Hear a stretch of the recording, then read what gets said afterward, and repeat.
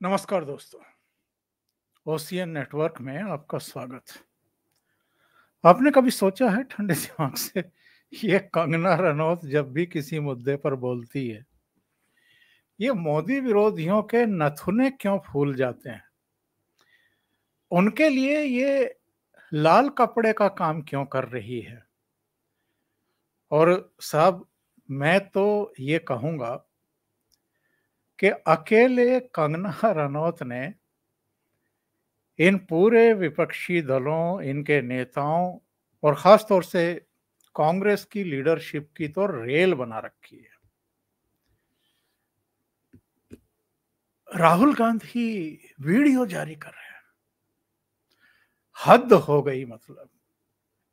उनकी प्रवक्ता सुप्रिया श्री ने वीडियो बना रही है खड़ी होकर के और 2-2, 3-3, 4-4 ट्वीट पे ट्वीट किए जा रही है। क्या कहा था ऐसा कंगना रनौत ने जिस पर ये एकदम, वो कहते हैं ना कि पिल पड़े।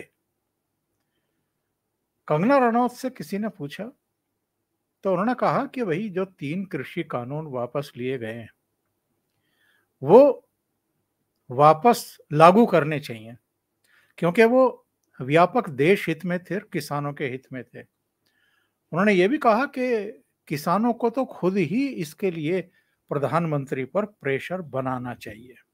बस इतना भर कहना था कि राहुल गांधी का अलग वीडियो आ रहा है, उनकी प्रवक्ता का अलग आ रहा है और ट्वीट पर ट्वीट और तमाम मीडिया में भी यही सब चलवाया गया कि कंगना का विवादित बयान, कंगना का विवादित बयान। क्या विवादित बयान है? कंगना न केवल एक सफल अभिनेत्री रही है, बल्कि वो अब हिमाचल के मंडी से लोकसभा की सदस्य भी है। और जैसे हर मुद्दे पर, और कोई मुद्दा नहीं भी है तो उस पर भी, और जो मुद्दे नहीं है उनको भी मुद्दा बना करके पेश करने वाले राहुल गांधी को सारे हक हैं। उनके प्रवक्ताओं को भी सारे हक हैं, वो हर विषय पर बोलेंगे। और कंगना रनौत ने कोई पाप किए हुए हैं या सत्तारूढ़ दल के सांसदों ने कोई पाप कर रखे हैं? 240 सांसद तो अकेले भारतीय जनता पार्टी के हैं भाई, और एनडीए के भी सारे मिला लें तो 293 हैं। उन्होंने पाप कर रखे हैं, वो क्यों नहीं बोल सकते किसी विषय पर? लेकिन साहब, भारतीय जनता पार्टी को भी देखिए, जैसे ही कंगना रनौत के इस बयान पर कांग्रेस वालों ने वीडियो जारी किए और ट्वीट करने शुरू किए, मीडिया में ये सब आना शुरू हुआ कि कंगना रनौत ये कह रही हैं कि वापस लिए गए 3 कृषि कानून वापस लिए जाने चाहिए, मतलब वापस लागू करने चाहिए। तो भारतीय जनता पार्टी भी घबरा गई। उसको लगा कि अरे, दिल्ली के पड़ोस में हरियाणा में विधानसभा चुनाव चल रहे हैं, 5 अक्टूबर को मतदान होना है। कहीं ऐसा ना हो कि हरियाणा के किसान नाराज हो जाएं और कंगना रनौत बैठे बिठाए जो है वो भारतीय जनता पार्टी के लिए नुकसान ना करा दे। इसलिए गौरव भाटिया को मैदान में उतारा गया, उनका बयान आया, फिर कंगना को कहा गया, कंगना ने भी एक वीडियो जारी किया। मतलब मार एक ऐसा सीन क्रिएट कर दिया गया और एक ऐसा मुद्दा बना दिया गया कि जैसे कंगना ने कोई बहुत बुरी बात कह दी हो या कुछ ऐसी बात कह दी। और ये जो भारतीय जनता पार्टी के नेतृत्व का डरपोकपन है, इस पर कई बार कौफ्त होती है। 10 साल से आप हरियाणा में हैं सत्ता में, और मैं पहले भी अपने प्रोग्राम्स में कह चुका हूं कि इस बार भारतीय जनता पार्टी के लिए वैसे ही बहुत टफ है।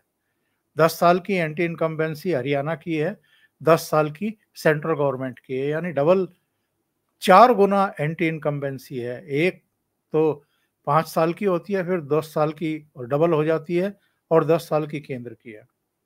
तो ऐसे में अगर भारतीय जनता पार्टी वहां बहुमत हासिल करती है, सरकार बनाती है तीसरी बार, तो ये किसी चमत्कार से कम नहीं होगा। और ये हिस्ट्री क्रिएट करने वाली बात होगी जहां तक हरियाणा का सवाल है। हरियाणा में तो आज तक ऐसा नहीं हुआ, पर केंद्र में भी तो पिछले 60 साल से नहीं हुआ था। यहां भी तो 1962 के बाद अब नरेंद्र मोदी के नेतृत्व में तीसरी बार निरंतरता में भारतीय जनता पार्टी और एनडीए की सरकार बनी है, तो वहां भी बन जाए तो किसी को आश्चर्य नहीं होना चाहिए, क्योंकि मतदाताओं के मन में क्या चल रहा है कुछ कहा नहीं जा सकता। लेकिन साहब, कंगना रनौत को लेकर के ये लोग इतने परेशान क्यों हो जाते हैं? तो मैंने खास तौर से इस पर थोड़ा सा रिसर्च वर्क किया कि विशेषकर कांग्रेस और कांग्रेस में भी राहुल गांधी ये अचानक इतने क्यों बिदक जाते हैं, क्यों परेशान हो जाते हैं। इनको जैसे वो गांव देहात में एक कहावत है ना कि सांड को आप लाल कपड़ा दिखा दो तो वो ऐसा बिदकता है। और वो हमने वो स्टेडियम वगैरह में भी देखा है, साउथ में शायद वो सब खेला जाता है, स्पेन में और कुछ दूसरे देशों में भी खेला जाता है कि दर्शक दीर्घ में बहुत सारे दर्शक होते हैं, सांड छोड़ दिया जाता है मैदान में और उससे खेलने वाले कुछ खिलाड़ी होते हैं जो लाल कपड़ा दिखाते हैं और वो सांड जो है उनके पीछे भागता है। तो कंगना रनौत क्या इन लोगों के लिए एक वो लाल कपड़ा हो गई है कि ये तुरंत बिदक जाते हैं? तो ये क्यों हो रहा है? तो फिर मैंने सर्च करना शुरू किया तो बड़े दिलचस्प जो है वो तथ्य निकल करके सामने आए। एक तो कंगना रनौत की अभी इंदिरा गांधी के और इमरजेंसी के ऊपर जो फिल्म है, इमरजेंसी ही नाम है फिल्म का, वो बड़ी कंट्रोवर्शियल रही है। सेंसर बोर्ड ने उसमें कुछ कट वट लगाए हैं, उसको अभी रोक करके रखा हुआ है। मुझे लगता है कि अब तो वो रुकी ही रहेगी जब तक कि ये हरियाणा और जम्मू कश्मीर में मतदान नहीं हो लेंगे और मतगणना नहीं हो लेगी, क्योंकि भारतीय जनता पार्टी को अगेन उससे भी एक खतरा लग रहा है कि उसमें जिस तरीके से ऑपरेशन ब्लू स्टार को फिल्माया गया है या इंदिरा गांधी की हत्या को फिल्माया गया है, सिखों के नरसंहार को दिखाया गया है, कहीं इसका भी कोई नुकसान ना हो जाए।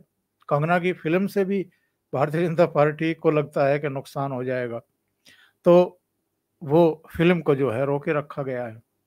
बहरहाल, तो जब मैं सर्च कर रहा था कि ये कांग्रेस इतनी क्यों बिदकती है कंगना रनौत से, तो कंगना के मुझे कुछ बड़े दिलचस्प ट्वीट और कुछ बयान जो हैं वो देखने को मिले साहब। एक ट्वीट इन्होंने ये किया था और इसमें इन्होंने जो कहा था उसका लब्बो-लुआब ये है।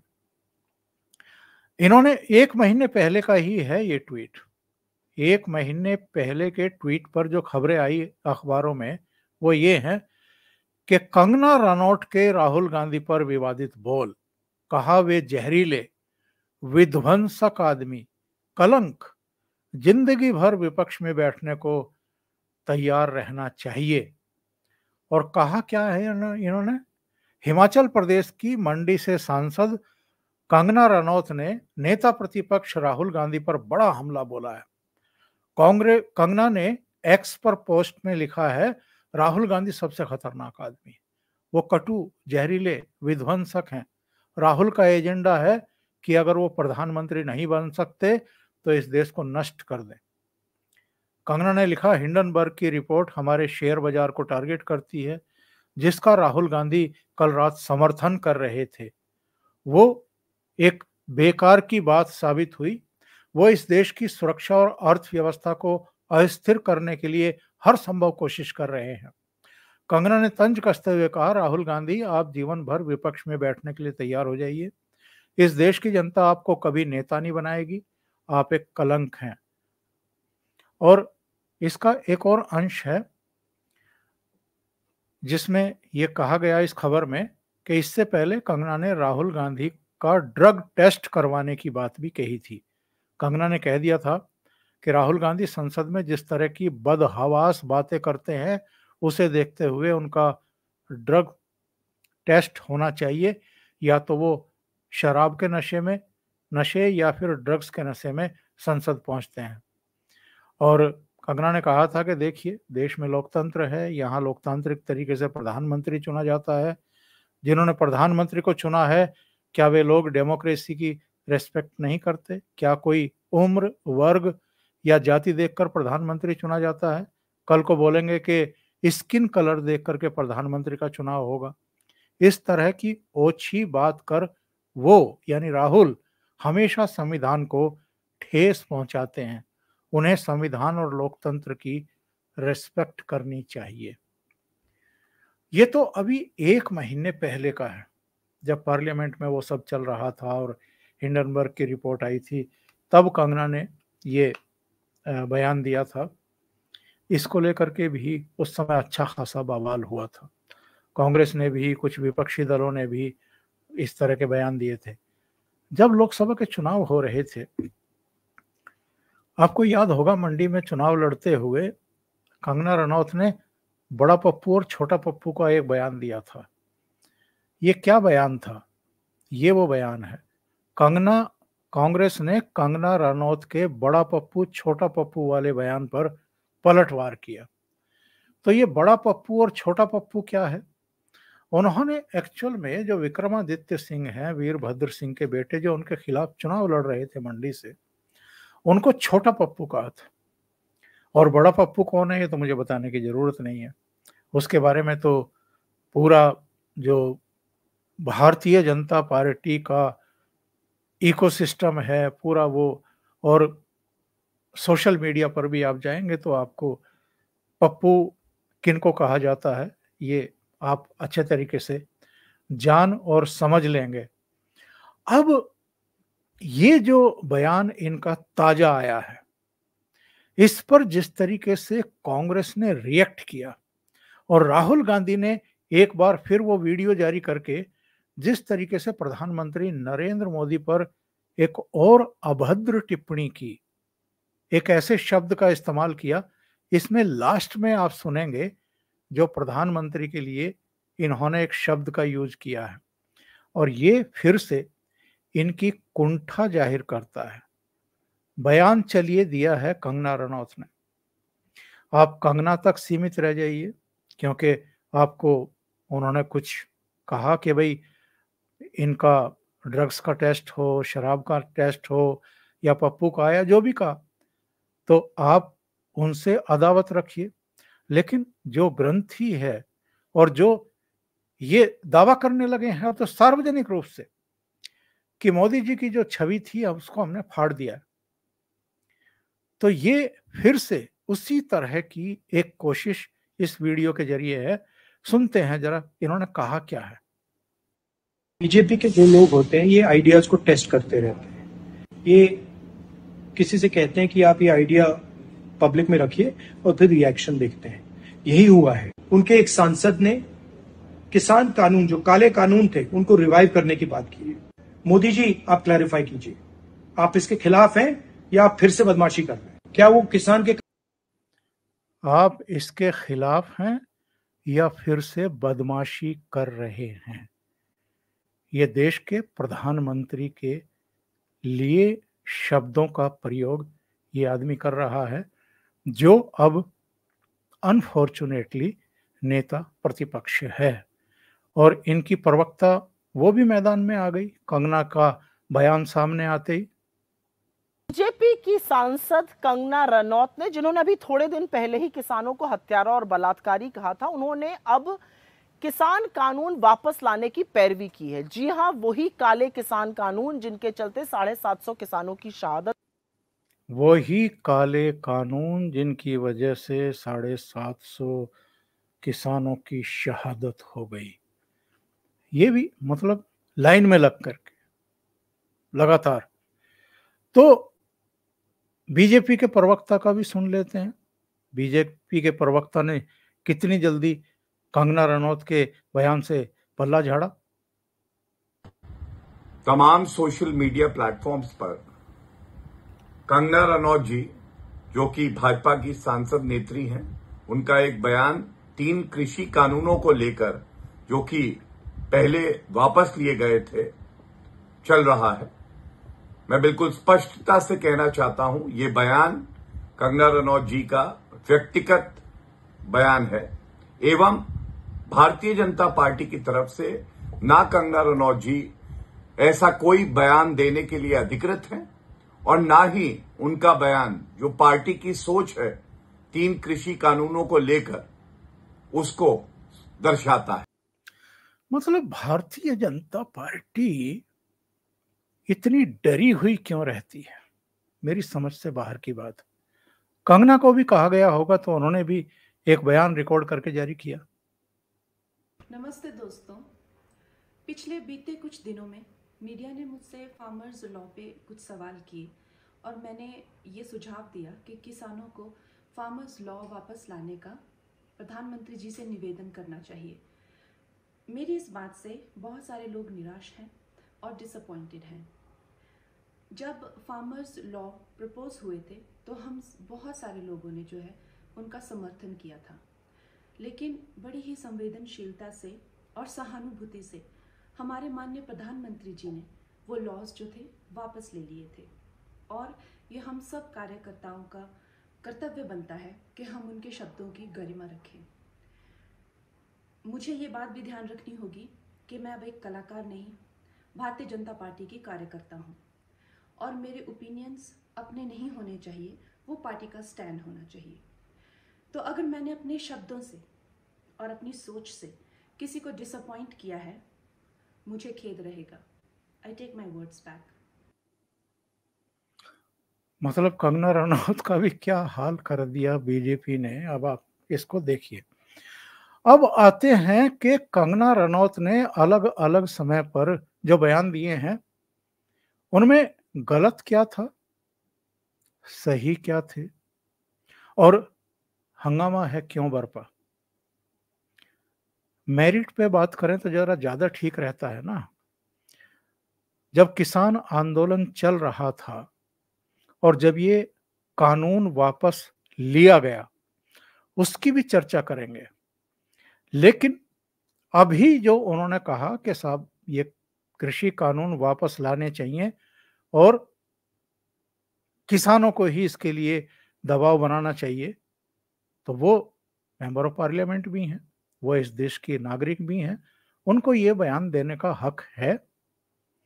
केवल किसी मेंबर ऑफ पार्लियामेंट या किसी नागरिक या किसी बीजेपी वर्कर के किसी एक बयान को लेकर के रायता फैलाना, उसको तूल देना, उसको राजनीतिक रंग देकर के हरियाणा जैसे स्टेट में उसका राजनीतिक फायदा लेने की कोशिश करना, ये कांग्रेस की जो नीति रही है इसी का परिणाम है कि ये स्थितियां परिस्थितियां निर्मित कर दी गई। इन्होंने अभी 25 अगस्त को एक बयान दिया था और वो बयान ये था कि साहब किसान आंदोलन के जरिए भारत में ये बांग्लादेश जैसे हालात पैदा करने की तैयारी कर रहे थे। यहां भी हो जाता अगर मोदी जी जैसा मजबूत नेतृत्व ना होता। कंगना ने यह भी बयान दिया था कि साहब वो जो 13 महीने का किसान आंदोलन यहाँ पर किया गया था उसमें लाशें लटकी हुई थी, उसमें रेप हुए थे, एक लंबी प्लानिंग थी, बांग्लादेश जैसा षड्यंत्र था और चीन और अमेरिका जैसी ताकतें भी लगी हुई थी। तब भी बीजेपी ने उनके इस बयान से किनारा करते हुए कहा था कि ये उनकी अपनी राय है। अब मुझे बताइए सर, उस समय भी हमने प्रोग्राम बनाए थे, क्या मर्डर नहीं किया गया था? क्या बैरिकेड पर एक 35 साल के पंजाब के नौजवान की तलवार से काट करके डेड बॉडी बैरिकेड पर नहीं टांग दी गई थी? क्या बहादुरगढ़ और टीकरी बॉर्डर के बीच में जो बंगाल से एक युवती आई थी उसके साथ रेप नहीं हुए थे? दोनों घटनाएं हुई थी। तो ऐसे में कंगना ने क्या गलत कहा था? कंगना ने बिल्कुल ठीक कहा था। भारतीय जनता पार्टी ही तब डर गई थी। अच्छा, नवंबर 2021 में वो कृषि कानून वापस ले लिए थे 13 महीने के उस आंदोलन के बाद। तब भी कंगना का एक बयान आया था। उस समय तो वो भारतीय जनता पार्टी में शामिल भी नहीं हुई थी। उन्होंने उन कृषि कानूनों को वापस लिए जाने को दुर्भाग्यपूर्ण कहा था और ये कहा था कि राष्ट्र हित की एक तरीके से अनदेखी कर दी गई है। भारत को ऐसा करके कमजोर किया जा रहा है, यानी कानून वापस लेने का इतना प्रेशर बनाया गया, इससे देश को नुकसान होगा। फरवरी 2021, याद करिए, एक तो रिहाना जो अमेरिका की पॉप सिंगर है और एक ग्रेटा थनबर्ग जो पर्यावरण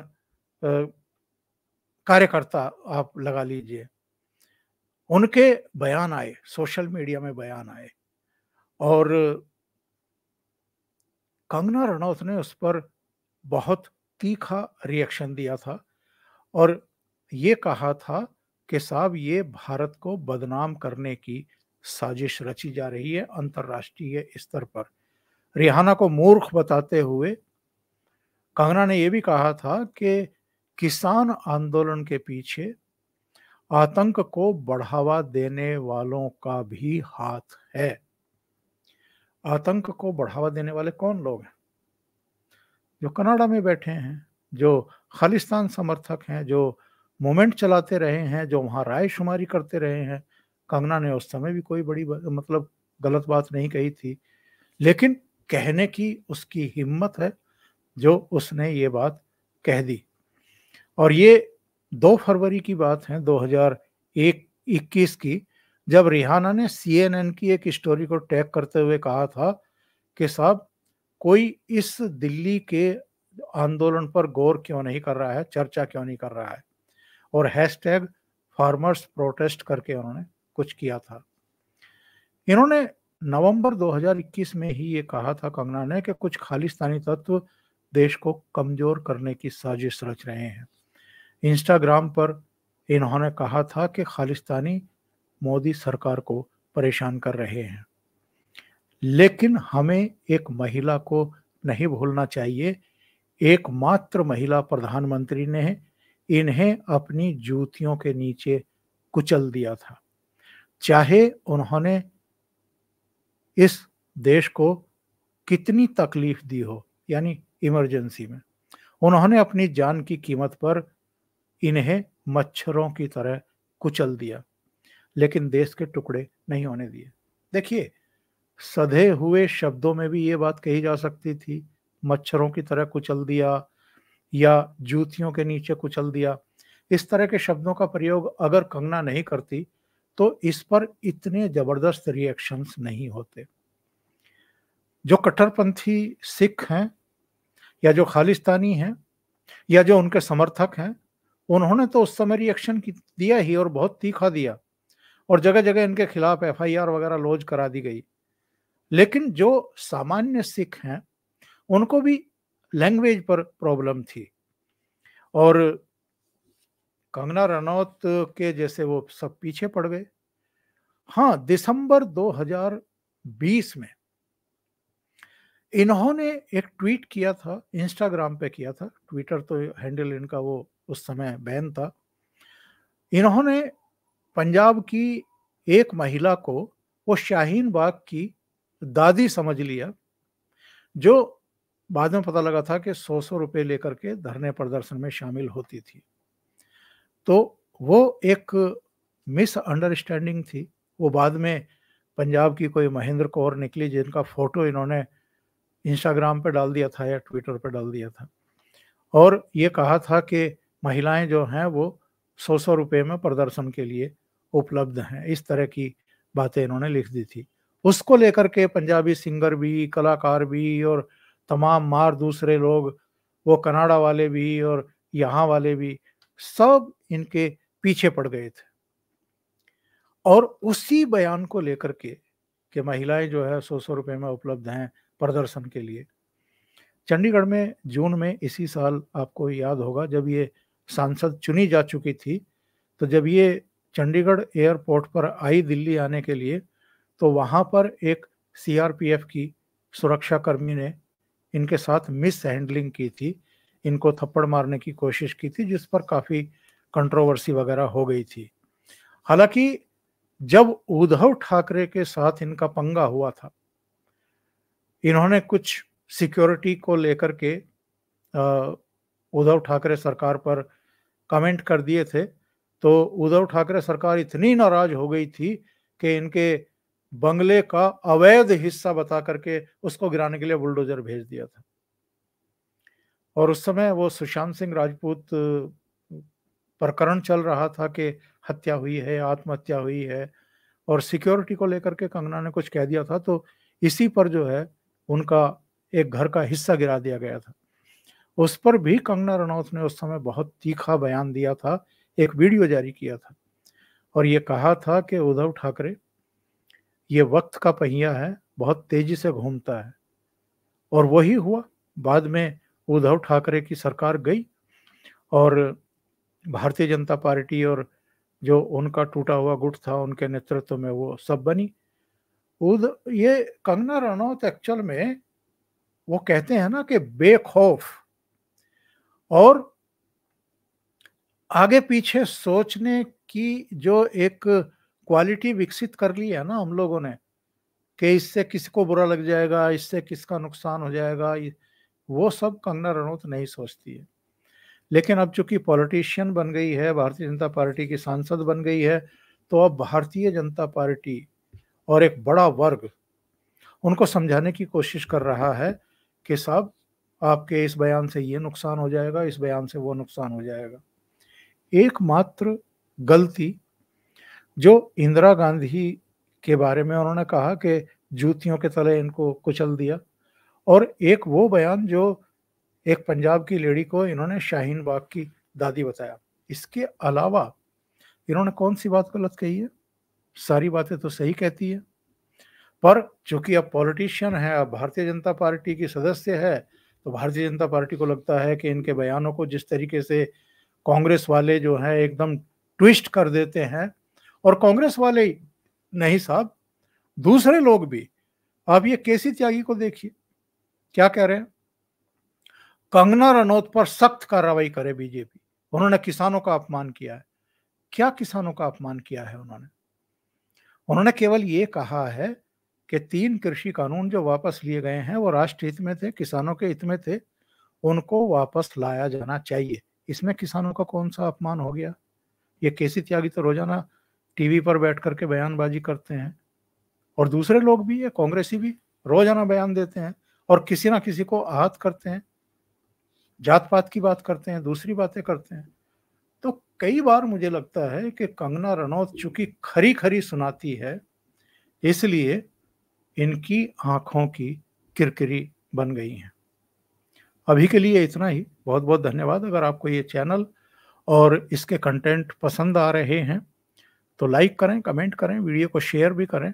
अभी तक अगर आपने ये चैनल सब्सक्राइब नहीं किया है तो सब्सक्राइब कर लें और साथ में लगे बेल आइकॉन को दबाना ना भूलें, ताकि आगे आने वाले वीडियो और उनके नोटिफिकेशन आप तक पहुंचते रहें।